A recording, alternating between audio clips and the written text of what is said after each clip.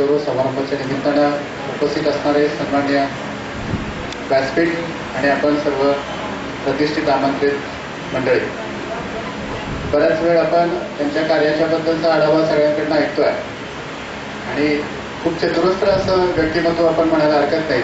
एक अष्टपैलू व्यक्तिमत्व, ज्या क्षेत्रामध्ये आपण काम करतो त्या क्षेत्राशी बांधिलकी जपून त्या क्षेत्रामध्ये भरीव कार्य करण्याचा ध्यास असणारे एक व्यक्तिमत्व आणि असं हे व्यक्तिमत्व आपल्या सर्वांमध्ये आज उपस्थित आहे.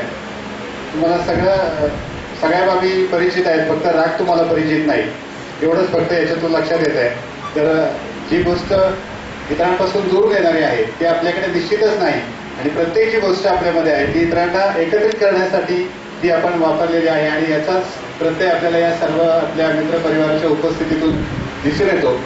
स्वामी विवेकानंदांनी एका ठिकाणी म्हटलंय की गीतेचा अभ्यास करून तुम्ही परमेश्वराच्या जेवढं जवळ जाऊ शकत नाही तेवढं तुम्ही मैदानावरती स्वतःचं शरीर संपदा स्वतःला सुदृढ करून आणि चांगलं आणि प्रसन्न मन ठेवून तुम्ही परमेश्वराच्या जवळ जाऊ शकता. तसं असं परमेश्वराच्या जवळ असणारे सगळे आपण क्रीडा क्षेत्रामध्ये काम करणारी माणसं आहात, ती जी गीतेचा अभ्यास न करता सुद्धा परमेश्वराला अतिशय जवळून ओळखतात आणि परमेश्वर सुद्धा तुम्हाला मानतो.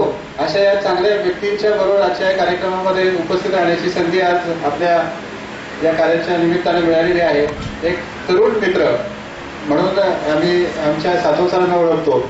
एक खूप चांगलं व्यक्तिमत्व या निमित्तानं पाहायला मिळालं. ज्यावेळी कार्यालयीन कामाच्या निमित्तानं बैठकांच्या निमित्तानं आम्ही एकत्र असतो तर त्यावेळी त्यांच्याकडे असणारी जी काही स्वभाव वैशिष्ट्य आहेत ती आम्हाला निश्चितच भावलेली आहेत.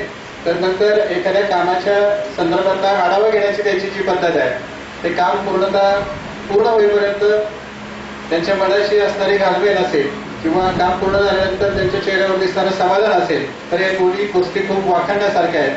अशा आमच्या तरुण मित्रांना आजच्या या कार्यक्रमाच्या निमित्तानं मनापासून शुभेच्छा देतो आणि त्यांच्यावर प्रेम करणारे व्यक्ती जे आहेत तुमचे वाघोलीकर ग्रामस्थ पट्टीचे आहेत आणि त्यात आपणही निश्चितच ग्रामस्थ म्हणून पट्टीचे आहात.